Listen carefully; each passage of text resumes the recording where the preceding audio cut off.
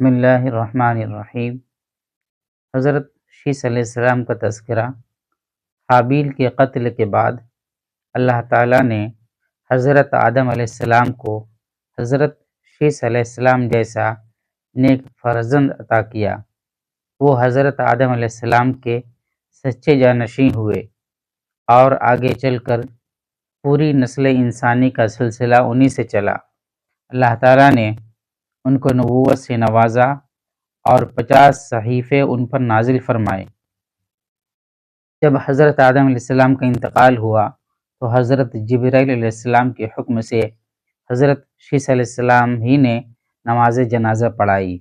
انہوں نے حضورہ نامی عورت سے نکاح کیا اور ان سے ایک لڑکا اور ایک لڑکی پیدا ہوئی۔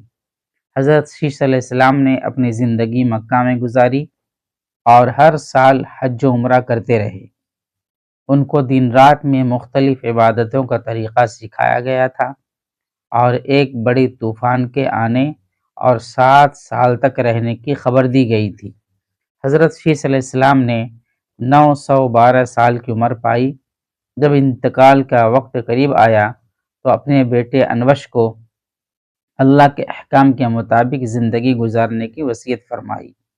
وفات پانے کے بعد اپنے والدین کے پہلو میں جبل ابی قبیس کے غار میں دفن کیے گئے۔